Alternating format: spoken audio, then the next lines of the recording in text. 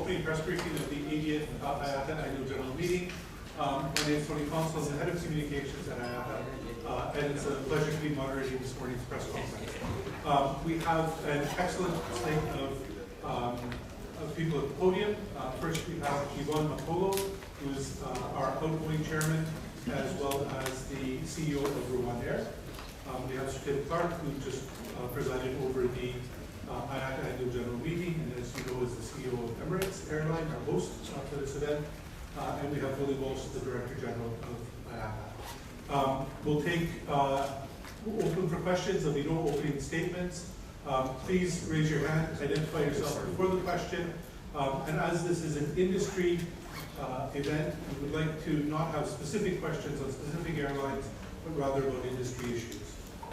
So if I could ask for your cooperation with that, that would be great. Who would like to ask the first question? Maybe we'll take a question in the middle. Mike will come around to you. Hi, Tony. Thanks. Tyron from Air Transport World Aviation Week. Question to Willie specifically on turbulence. I know there is safety, and on later on, I'm getting from you. Of course, turbulence has been in the topic right now, and NTSB sometime in 2021 published a report recommending FAA to update its turbulence processes and procedures. I was wondering if IATA is doing anything on your end to promote turbulence safety, and if not, why not? Thank you. Yes, well, I'm pleased to say that we have developed a product to support the industry. It's called Turbulence Aware. What Turbulence Aware does is it takes data from aircraft in real time. So if there's a turbulence event, it will record it. It will then send details of that to other aircraft who are connected to the system to make them aware of the extent of the turbulence and location. In the past, historically, as you know, I used to be a pilot, so turbulence is not a new issue. When I started flying 45 years ago, turbulence was a factor that we had to deal with then. And when you experience turbulence, what you tend to do is make a report to air traffic control that you had experienced turbulence. You would sort of grade it in terms of whether it was light, moderate, or severe. And then air traffic control would pass that information on to other aircraft in the location, if they had the opportunity. And of course, turbulence at that stage, we'll go back to when I was flying, it was your perception of the turbulence. The way we're doing it now is this is measuring the change in acceleration, the G-force that the aircraft experiences. So it's a much more accurate assessment of turbulence. So when you look at it, we have areas of forecast turbulence, be that from cumulonimbus, thunderstorms, or areas of clear air turbulence. That's forecast. We then have reports from pilots who experience turbulence, but this new system that we have, Turbulence Aware, measures data on a real-time basis and links that data to other aircraft who are connected to the system to make it work. So there's a lot going on. Turbulence is not a new issue. As I said, turbulence has been a factor in the industry for many, many years. Obviously, we will continue to assess the recent events to understand them better and see if there's anything else that can be done. But there is a lot of work going on to ensure that we continue to move forward and enhance the safety of our operations. As I said in my remarks, we never stand still, we never rest. We're all the time working to continue to improve. Okay, thank you. We'll take a question on this side of the room. RwandAir. Speaking about the emission targets, you said in your speech that reaching the 5% emission reduction in 2030 is ambitious. Of course, you're pushing for the industry to produce as much SAF as possible, but would there be a point in time that the airline industry could say, slam on the brakes and stop growth? You're always growth-oriented, but just for emission reduction targets, growth should be reduced. No, I don't see that happening. And I'll tell you why I don't see that happening. Typically, this debate around whether growth should be suppressed is a European debate. And it's solely a European debate. And it's solely in certain parts of Europe. you don't have that discussion across the world. So you saw the presentation from Peter Lopers, the CEO of Indigo, about their ambition and what aviation is going to mean, not just to Indigo, but to India. And when I travel around the world and meet with airline CEOs, talk to regulators, talk to politicians, outside of Europe, they have a huge appreciation for the value that new connectivity will bring to their economies. And I think when we discuss this from the European context, I think we're quite arrogant actually to believe that the rest of the world should follow what Europe is doing.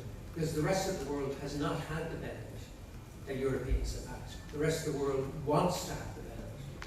And aviation will unlock huge economic value in countries like India. You know, Yvonne talked about Africa.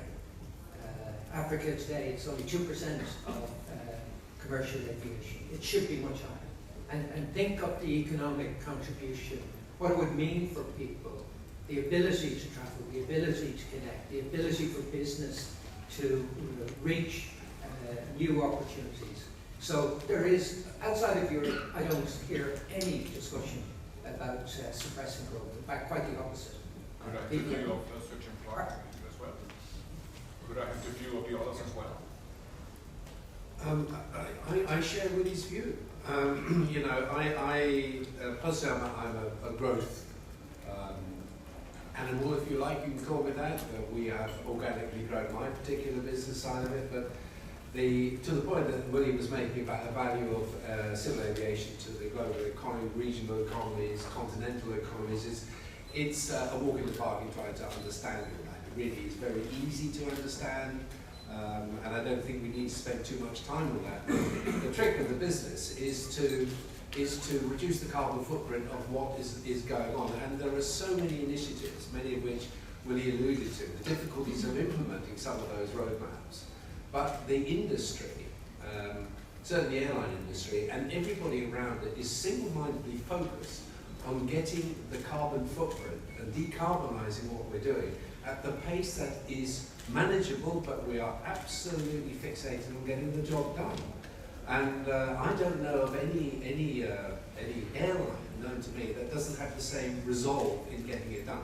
We know the difficulties. We'll get there in the end, but you know, don't underestimate the power of what the industry is doing to try and play its role in decarbonising the global economy.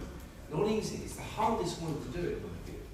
But everything that Willie has said and all the problems that we face, both politically, socioeconomic, regionally, are there. But we still have to cut through, and we will do that. But to reduce growth and prevent so many people having the benefit for the very good points that Willie made around certain parts where they've all made about Africa, South America, the developing world, wanting to get the benefit of it and have yet to reach those kind of levels of connectivity that the developed world have enjoyed for so long. It's time, you know, we can help out, but we've just got to be smart about what we're doing. I'm sure we can do that. Yvonne, would you have? Well, I think Willie and Tim have put it very well. In the context of Africa, we're talking about 54 African countries. How do we connect them if we don't leverage air connectivity? There's limited roads, non-existent railway, so air connectivity is the only way to go. So saying that we need to slow down growth when we're barely cracking the 2% global traffic number really doesn't make sense. So the focus should be on decarbonization, but not slowing down growth. Thank you. We'll take a question just here in the middle. Chris, you had a question? Or? Yeah. Chris Surgeon from Green Air News. Willie, you devoted quite a lot of your speech this morning to sustainability issues. On the one hand, you said net zero, the net zero target was absolutely possible. I think those were your two words. And yet you did spend a lot of time criticising governments for not really stepping up to the plate. How do you square that one?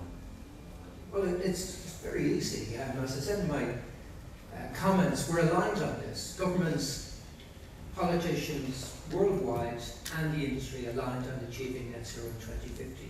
It can't be done by airlines alone. It has to be a combined effort. Everybody must play their part.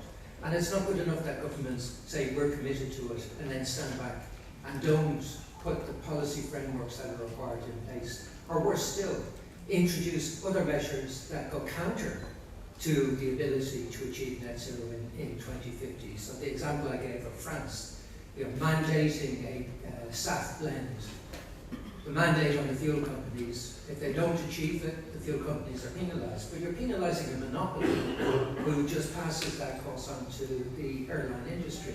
Zero environmental benefit and huge economic damage. So what we're saying is our actions need to be aligned with the ultimate goal of getting to net zero in 2050. And that's what Tim said. A lot of measures will need to be taken.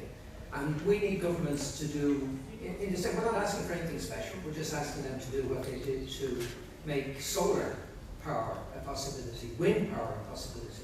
That didn't happen without the support of governments. It didn't happen without having the right incentives in place to accelerate significantly the production of solar energy and wind energy. And we want them to do the same for aviation. We'll take a question in the front. Hi, Shahara from Track Talk Middle East. The question is also on sustainability. One side of it is how, especially from the Middle East, you serve the end customer and how you can actually ensure that the end customer also has, doesn't need to pay extra for sustainable aviation fuel. This is something that has been coming up, especially at different forums. So I'd like to have your take as airlines and IATA as to what you would do to ensure that the customer will not have the burden in the end. So let me address it from an industry perspective, and then I don't know if Tim and Yvonne want to comment. I'm sorry to say, but the transition to net zero will require customers to pay. And you know, I would love to think that we as an industry can do it without support. But I go back to the financial figures that I quoted in my speech. So this year we expect to have an industry that's at profitability with net margins of 3%, 3.1%. It was said Starbucks 11.5, we're at 3.1. The best we've ever done is 5. Fuel is our single biggest cost. This year we estimate our fuel costs will represent 31% of our cost base. Sustainable aviation fuel is more expensive than jet kerosene today. And you know, there's no real market, but it's at least 3 times more expensive. So those costs cannot be borne by the industry, given the wafer-thin margins the industry has. So as the costs increase, as we transition to net zero, I'm sorry, but you know, we will do everything we possibly can as an industry to keep our costs under control. But ultimately, you know, costs will increase, and those costs will have to be recovered, and that will probably, in all probability, lead to an increase in the cost of air travel. I just don't see how we can do it any different way to that. Just to add on to what Willie has said, which I agree with 100%, and in the context of, especially of African Airlines, where we're already paying such a margin on conventional fuel, if SAF comes at 3-4 times more than regular fuel, the cost would have to be passed on. And for African Airlines, fuel is not the 31% that Willie is talking about, it's 35 to 40%. So someone will have to take the hit on that.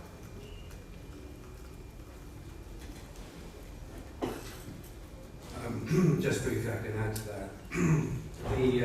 As Willie says, we are at the beginnings of a long journey with regard to SAF and decarbonise the economy.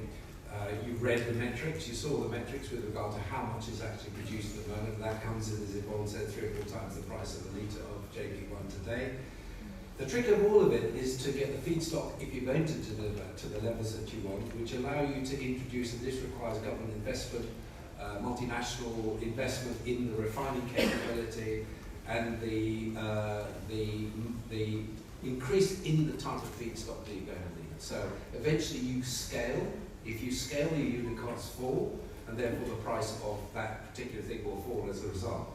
But at the moment, what we're looking at is 0.5%. I think that was fairly generous. I've heard 0.1% is of SAF today. To go to 5%, do the maths.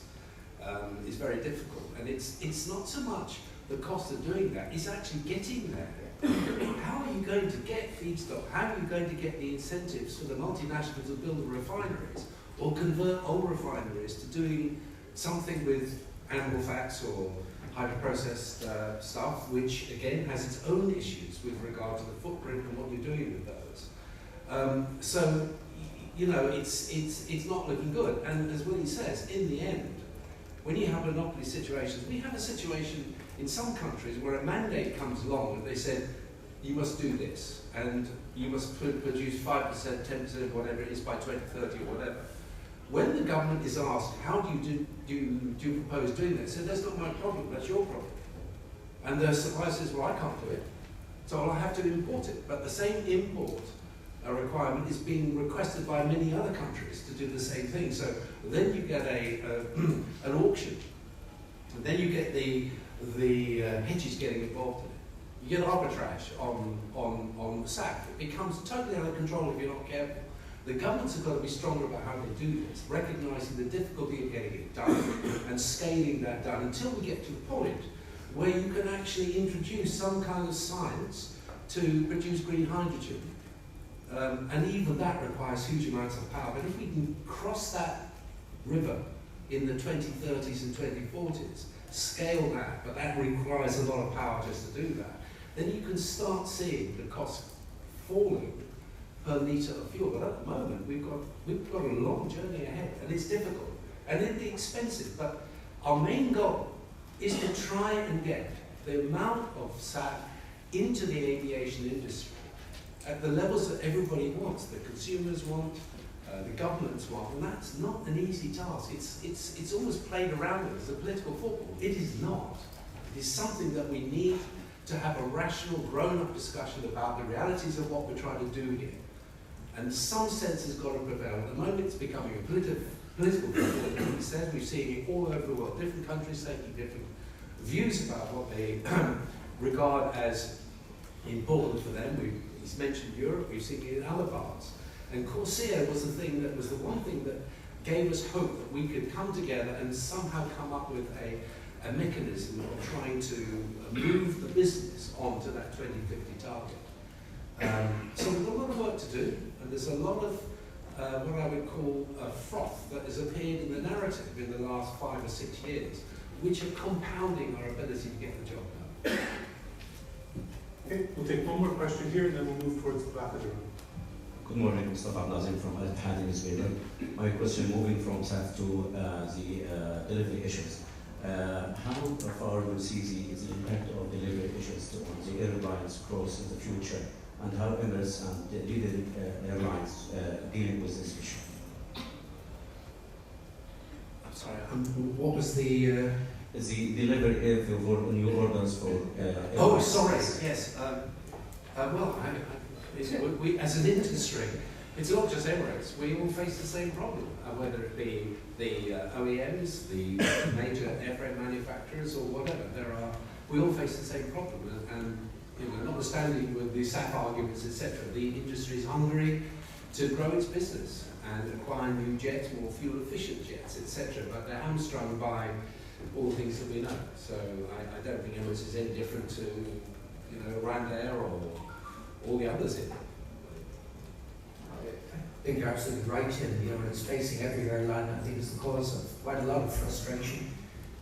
You know, many airlines see opportunities to expand their network, want to provide services to new destinations that can't because they can't get to the new aircraft. This also caused some airlines to keep in service aircraft that they had planned to retire, and in some cases to bring back into service aircraft that they had announced that they were retiring and putting into storage. All of this adding cost, it's not helping our journey to net zero, because clearly part of that journey is investment in new technology aircraft that, as Jim says, are much more fuel efficient. So I think it's causing a lot of frustration in the industry at the moment. But there's nothing any individual airline can do. We just have to wait for the OEMs to sort out the challenges that they face and start serving the industry properly again.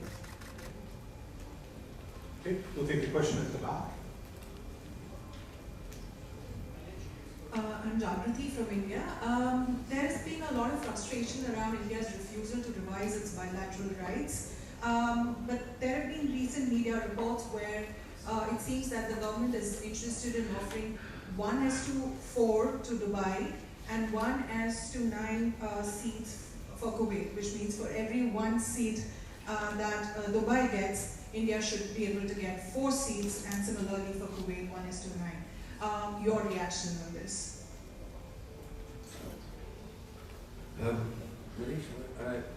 Please, you comment, and then I'll comment on the general. What the Indian government chooses to do, and how they chooses to run its aeropolitical policies is up to India. And if they wish to propose that solution on a 4-to-1 basis, they can obviously engage with the government's. You said we just execute the policy, so I'm not swerving it, but I'm simply saying these are intergovernmental issues that need to be resolved at governmental level. I am hugely optimistic about the opportunity for India. I look at India and I'm just amazed at what potential exists there. Back in 2000, the Indian domestic market represented 0.4% of global aviation. Last year it was 1.8%. So it's growing, and it's actually growing at quite a fast pace. But when you consider that the Chinese domestic market is 12% of global aviation, you look at the potential that exists in India. And it will only be unlocked. It will only be unlocked with the right government policies in place. And I suspect that will happen in time. And if India is to fulfill the ambition of its industry and to play its part as global carriers, well then it's going to need access to markets around the world. And if you want to get access, you're going to have to give access. That's the way it works in the airline industry. But I remain really optimistic, and I'm looking forward to the IATA AGM in 2025 in India, because I think we'll have a great debate about what the future could be like in India if the right framework existed to facilitate the enormous growth that I think exists there. Okay, next question. Maybe we'll take it right here. Thank you. My name is Fukawa from a Japanese economical newspaper, Nikkei. And I have just one question about Boeing quality. So IATA has just updated the passenger volume forecast in this year, but I'm afraid the Boeing matter could be damaged their forecast. Sorry, I didn't hear the question at the end. I think the question was, will the issues at Boeing damage the forecast for industry growth? Sorry, no.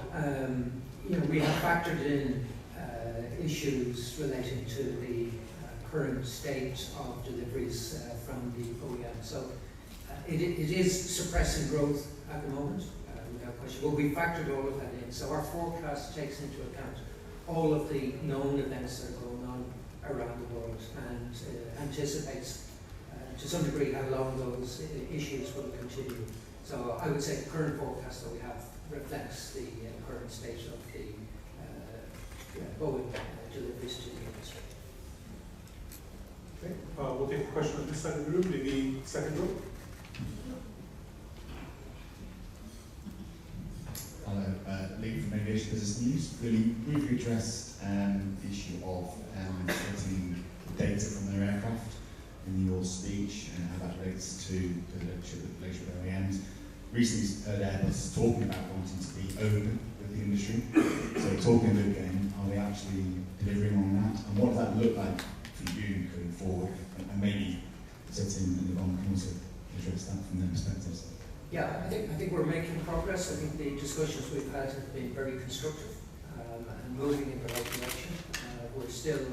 We're not quite there yet. But I think again there's a common agenda here. We're all aware of the value of data, what data can mean for the improvement in efficiency of our operations, the improvement in safety of our operations, and we want to be able to access as much data as possible as efficiently as possible and take the benefit of artificial intelligence to interrogate that data.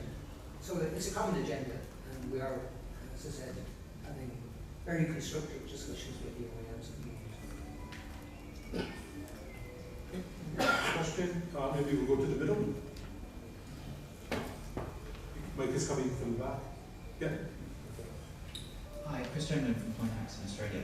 Question for Sid. As long-range narrow-body aircraft create new opportunities for airlines to fly point-to-point up to 11 hours in a single aisle in some cases, how do you see that impacting network carriers more broadly in the longer term, those that build their businesses on carrying passengers through a primary hub? Well, I've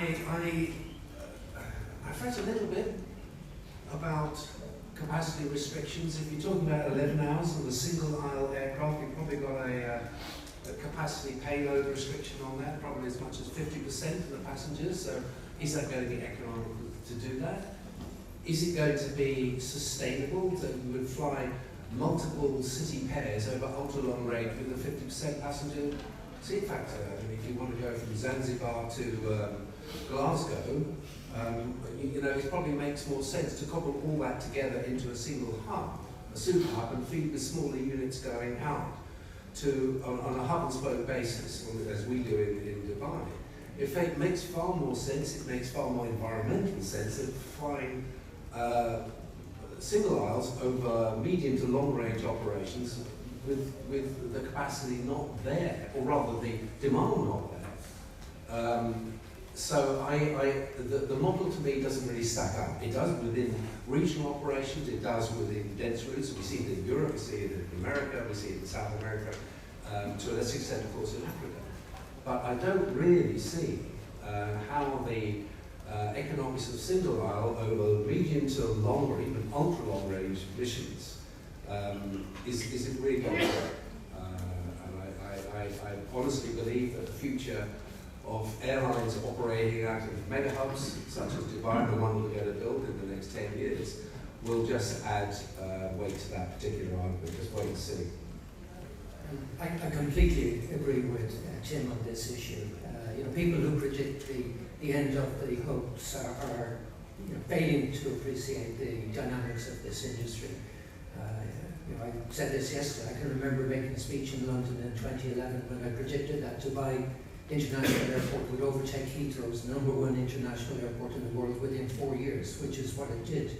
The value of a hub is absolutely incredible, and you can see what it's done to transform Dubai. You cannot recreate that with new technology, single-aisle aircraft. So, the hubs that you see around the world are critical to economies around the world and will continue to be. There is a role for these longer-range single-aisle aircraft, but the economics are quite challenging once you get, I would argue, probably beyond 6.5 hours. And therefore, there is a role that they play, but the idea that somehow it will undermine hubs, that's not going to happen. And I would predict that the growth that we see in the major hubs around the world will continue at pace because of the unique ability to connect that point-to-point operations, regardless of how efficient these single-aisle aircraft just can't replicate. Okay, we'll take a question at the back. Hello, Gianni Dragoni from Il Sole 24 Ore in Italy. I have a question for both Willie and Tim. The European Union Commission has adopted a more restrictive approach on merger and acquisitions between airlines. There are 2 cases pending for a long time: IATA, Airways Lufthansa, Europa, IAG. So I would like to have a comment from both of you on this, and about Chinese aerospace industry. What do you expect for the new Chinese jets arriving on the market? Given that it's a European question, allow me to answer that. I think consolidation has a part to play in the industry. We have seen significant consumer benefit from some of the consolidation that has taken place. I think the question we have to ask and what regulators have to answer is what happens to these smaller, inefficient airlines because they can't generate the scale on their own. What will happen to them if that consolidation doesn't take place? So, I think we're all interested in ensuring that consumers have the maximum benefit possible. That can often be achieved through consolidation in a way that the absence of consolidation, won't provide that benefit. So, we wait and see. Obviously, it's a decision for the regulators, and the regulators have to determine whether the consumer will ultimately benefit. So we'll wait and see. But I've seen the value of consolidation in the industry in many parts of the world, and I think we'll continue to see efforts to consolidate in Europe. And on China, COMAC, I think, doing a great job. The 919 has entered into commercial service in China. Orders for the aircraft are very significant, but primarily targeted at the Chinese domestic market. And when you look at the size of that market, I think there's incredible scope for COMAC to grow in that market. I think expecting COMAC to challenge Boeing and Airbus outside of China and associated nearby countries, I think that's going to take considerable time. But I visited COMAC and I've visited the C919 and I've listened to COMAC about their ambition with the C929. It's great to see it. I think further options for airlines going forward will be important.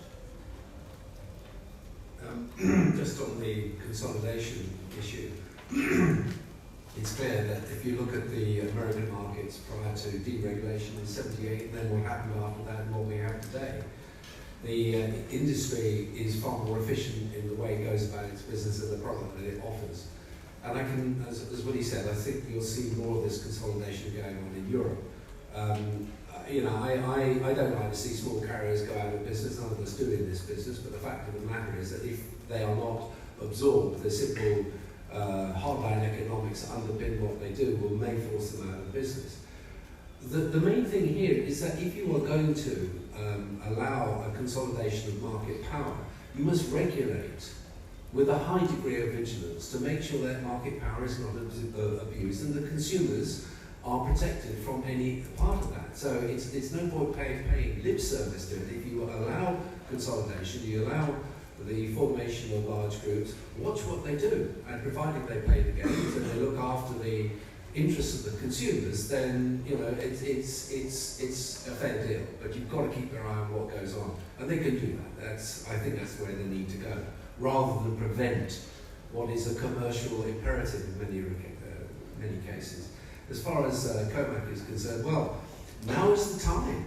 I mean, they have a golden opportunity to move ahead and take advantage of the supply chain OEM legacy manufacturers that are existing today. And I think they've got some way to go. They have to get their aircraft onto the American register, European register, etc., etc. But knowing the Chinese, they're probably going to be fairly versatile and fairly quick in upgrading their standards of build and safety and propulsion and all the avionics platforms that are currently provided in some respects by Western technology.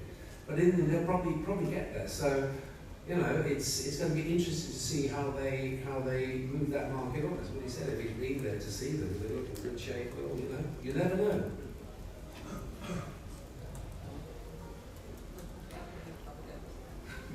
Okay, we'll take a question maybe on this side of the room, on the left. Oh, okay, the first row and then the second row. Owen Curry, Travel Extra Dublin. Question for Willie. You say the chapter is closed on Schiphol, and we have a not dissimilar debate in your home city about a passenger cap. Are restrictions on airports becoming a thing in the wider environmental debate, and what needs to happen in Schiphol in particular? Again, going back to the comments I made earlier, it seems to be almost solely associated with European airports. So the three airports that have issues at the moment: Schiphol, where the government wants to reduce slots; Brussels, where the government is making changes to how it operates; and Dublin Airport, which has a passenger cap, which is relating to surface access to the airport. It's nothing to do with runway capacity, terminal capacity, how the aircraft operate, but how people get to the airport. The idea that you're going to suppress growth opportunities because of restrictions, in the case of Dublin, I think date back to 2007, I may be wrong, you know better than me. But restricting the growth at Dublin Airport because of the decision that was taken 15, 16, 17 years ago, which is completely different to the environment that we're operating in today, I don't think it makes sense. And I think the Irish economy will suffer as a result, because the growth will just go somewhere else. It's not as if this isn't going to happen, it just moves. So in the case of Dublin, RwandAir will move aircraft to other airports where there are growth opportunities. Aer Lingus will not expand their transatlantic operations, but people will still be flying. They'll just be bypassing Dublin, and Dublin will miss out on the opportunities. So we need to keep a close eye on this, but we don't see at this stage similar discussions in other parts of the world. Again, I go back to the opportunity that many countries see to expand their network and expand connectivity, which is quite different to some of the things we've seen in Europe. Okay, we'll take a question from the second row. Hi, John Gambro with the Associated Press. This is kind of a simple question, but everything that you guys have spoken about so far seems like it's additional cost that's going to be passed on to the consumer. So should consumers expect to see airline prices or ticket prices continue to be at the same level or higher moving forward with the challenges of SAF, with the challenges of not having enough routes, enough seats for these routes? What can the consumer expect? Thank you. Well, again, I'll talk in a general context, and Yvonne and Tim can talk specifics.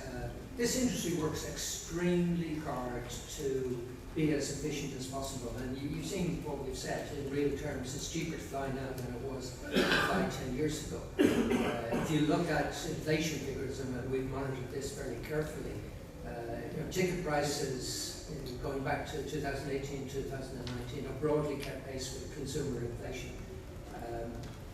And that's despite the fact that the inflation that airlines have experienced is much higher than consumer inflation because of what's happened with the price of jet fuel, where we've seen a significant divergence between the price of crude and the price of jet. So the airlines will continue to do everything they can to keep costs in control as much as possible for the benefit of consumers. It's in our interest to do so. But I think it's unrealistic to expect that airlines can continue to absorb all of the costs that we're likely to face. In the same way as other industries have had to increase their prices to consumers. So it's not something we like doing, but it's something that we have to do because we need to have a sustainable financial model that allows us to invest in our products and services for the benefit of consumers, and to ensure that we can go on this marathon to achieve net zero in 2050. So, it's not that we want to put prices up, but I think we have to be honest. And this is where I think politicians need to be honest. Because I think politicians who sort of talk about increasing taxes or increasing requirements for an accelerated transition to net zero try to present that as coming at no cost.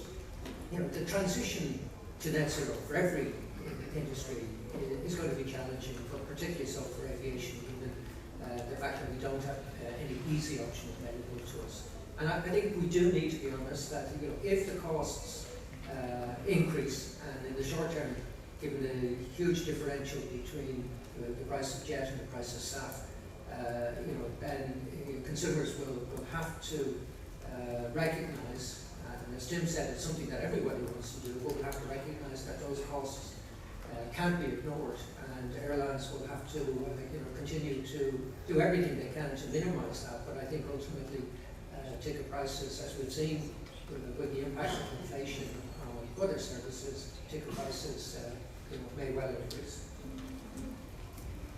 Yeah, just to add on to what Willie has mentioned, any change in terms of the cost to the airline, it will be very difficult for airlines to absorb that. Speaking in the context of where we operate in the African continent, whether it's SAF, whether it's additional airport taxes, which are already ridiculous, or any other changes that are made, the airlines will not be able to absorb that, so it will be passed on for sure. I share all these views. I'm a believer that as we move to say 10% SAF by whatever date that is, as you start to scale, the unit costs will start to fall. This is very important to understand that. In the short term, yes, if you are uplifting 10% of your fuel and it comes at 3 times the price of SAF, of JB1 today, then obviously it'll have a knock-on effect on the pricing. My own view is that the blending of that with the fossil fuel prices, if they remain in equilibrium and they don't go off the clock, then there's a chance that we can absorb some but not all of those cost increases in the business. And secondly, you know, it's as Willie said in his presentation, the margins that we make as a business are not playing the victim here. They don't want people to get boxes of tissues out or play the violins. But the fact of the matter is, it's been an industry which has become so hugely efficient over the last 50 years, far more so than other industries who have fed off what the aerospace and airline sector does. And they have produced stellar margins for themselves and for their shareholders. And at the same time, the airline industry is, I think, compared to when I came to the business a long time ago now, and see the way airlines go about their business and have benefited from scale economics, the likes of which I've never seen in any other industry to date, that it is quite amazing that ticket prices are where they are today. And I think the value for money proposition that the consumers have had the benefit of for many decades is something that is one of those hidden bits of the narrative. But we've done, I think, and I would say this, we've done a great job. We've tried to keep all our costs under control. We're a highly competitive industry, and that obviously drives control of costs and how we position ourselves in the business against each other. And I can see that as we go forward, the business, and we talked about consolidation, if we do that wisely, the ability to scale and reduce your unit costs, and strip out costs in the business, which are already there to the bone, I have to be quite honest, but there is more that can be done. It's possible that we can absorb some, but not all, of this progression towards SAF until such time as that we have alternative fuels which come to us at the same price of fossil fuels today in real terms. That's all I'd say. But, you know, it's something we just got to get on with, I suppose, and live with. Okay, thank you very much. It's 11:25.